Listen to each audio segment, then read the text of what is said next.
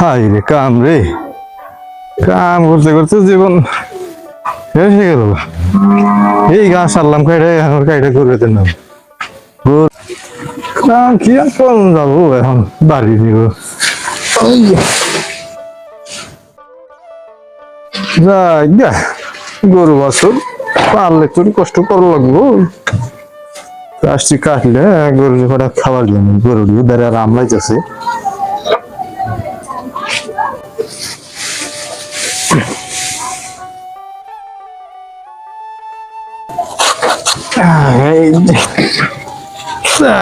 গরু তো গাছ মাছ দেখলে খাবার নিগে হেফা ধরে থাকে, কাঠ বুঝে সেই সময়টাও সময় হয় না।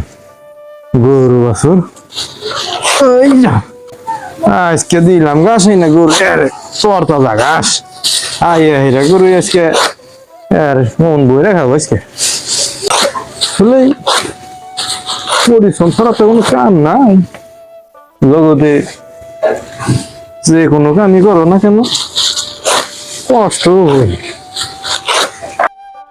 আসলে এমনি তো আমার কাম না, লেখাপড়ার পাশাপাশি বাড়ির কাম করন নাগে। এখন গরু বাছুর পালি বাড়িতে তো মা একা করা হারে না, এমনি একটু একটু মার কাজে সাহায্য।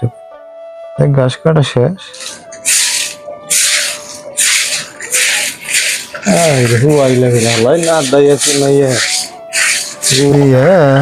চারিদিকে পানি দিয়ে থুই, তারপরে খাবো নি। সম্মানিত দর্শক, সবাই নিজেদের কাজ বাড়ির কাজ করবে, কোনো কাজকেই ছোট বলে অবহেলা করবেন না। কারণ এতে ছোট কাজই এক সময় অনেক বড় হয়ে দাঁড়ায়। তাই কাজ করলে হয়তো নিজের সম্মানটাও কমে না, কারণ কাজ করা শরীরের পক্ষেও ভালো। আর পরিশ্রম করলে হয়তো চেহারাটা নষ্ট হয়ে যায়, কিন্তু ভবিষ্যৎ না।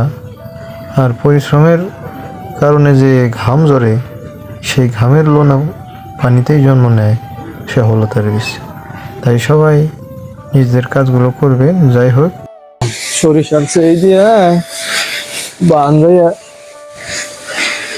দে উনি একটা শান্তি কোথায় গেলে। হ্যাঁ